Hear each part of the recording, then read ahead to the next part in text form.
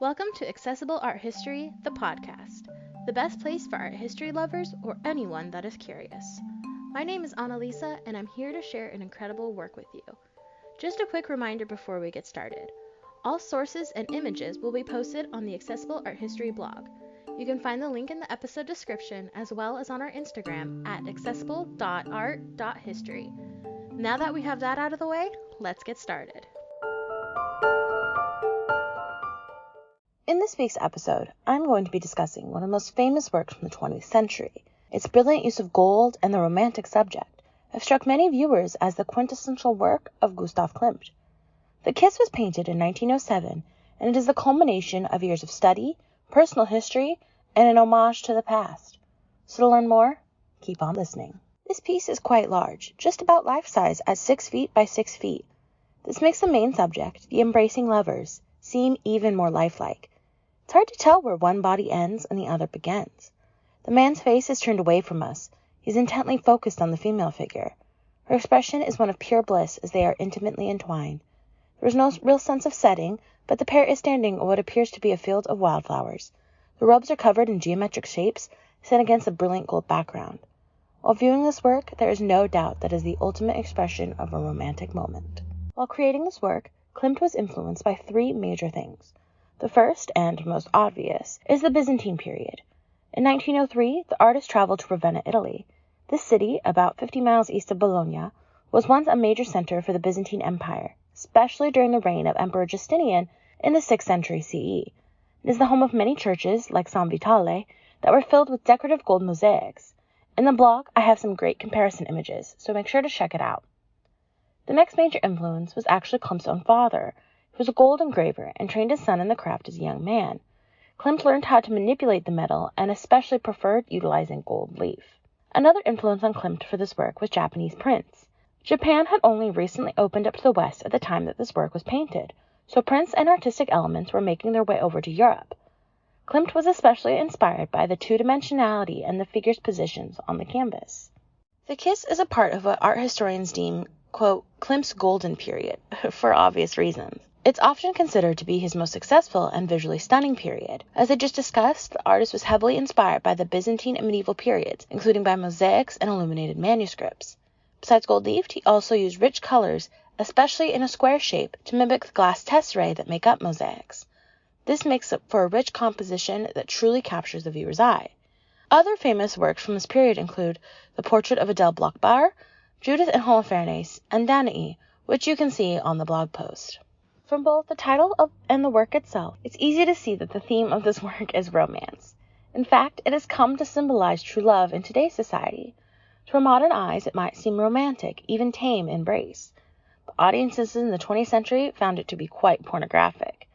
And as I'll discuss in a bit, this wouldn't be the first time that Klimt found himself in hot water for showing too much romance. There are a few theories about who the couple is supposed to be. Some art historians believe that they are a classical reference to Apollo-Daphne or Orpheus and Eurydice, while others believe that it was meant to be a quasi-self-portrait of Klimt and his longtime love, Emily Floge. Next, I'm going to dive into the artistic movement surrounding this work. But first, let's take a quick break.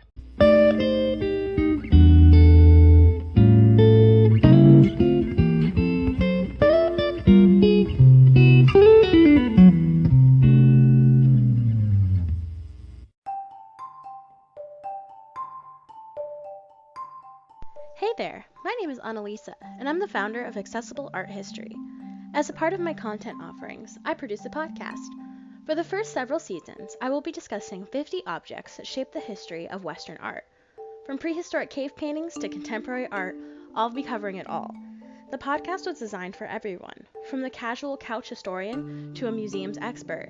It all fits within the larger mission of Accessible Art History, to create a space for art history lovers, students, and anyone who is curious to explore all periods of art history and human creation.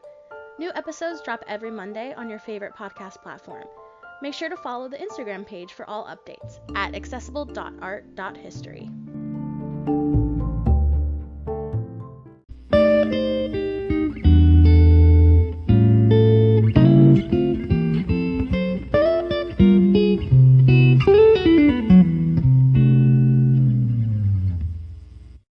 Alright, now that we're back, let's take a look at the 20th century art movements that shaped this work. Firstly is the Art Nouveau. This translates to new art, and it was heavily inspired by the, quote, unruly natural world. There were no limits, boundaries, or straight lines. It was about the freedom of artistic expression. Art was once again for art's sake, and it bled into the world of decorative arts, as well as the fine arts.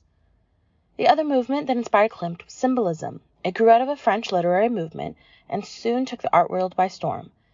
This movement was about the expression and subjectivity of a moment, rather than realism or true accuracy. This may sound familiar, as it's fairly similar to the Romantic movement I discussed a few seasons ago. In Symbolism, the otherworldly was a major subject. For example, Greek or Roman mythology or fantasy. In addition, other popular themes included sexuality, especially mysterious or forbidden sexuality, like Judith and Holofernes or Oedipus and the Sphinx. As with many works I've discussed on this podcast, the general public was not entirely thrilled about the kiss when it first debuted.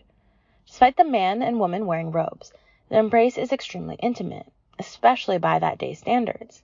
In fact, some viewers considered it to be downright scandalous. As I mentioned earlier, this was not the first time that Klimt got in trouble for this kind of scene.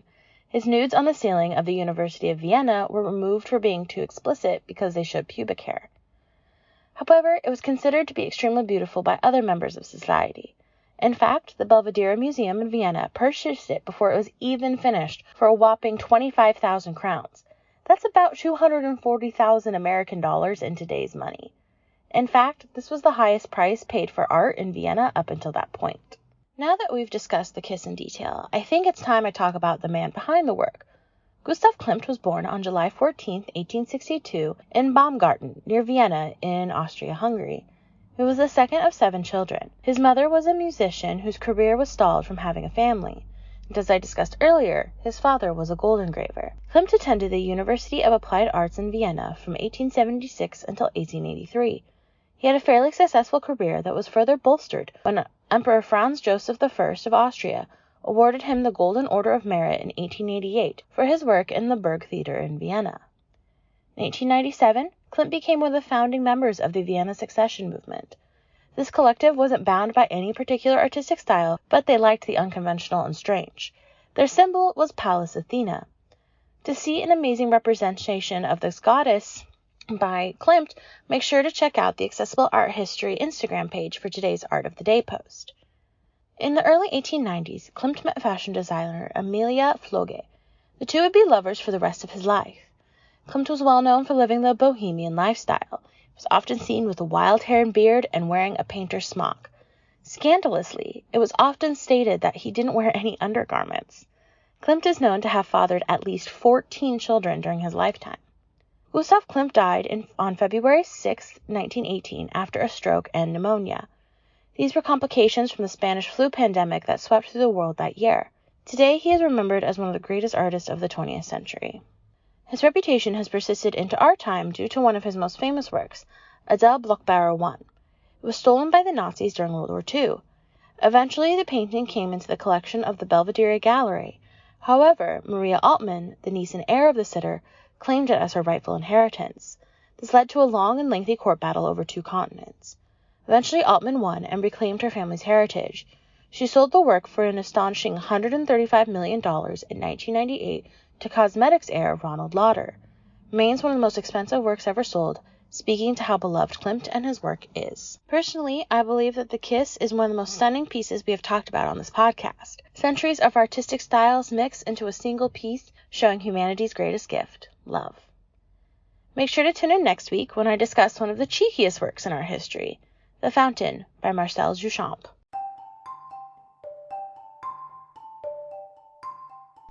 Thank you so much for listening to this episode of Accessible Art History, the podcast.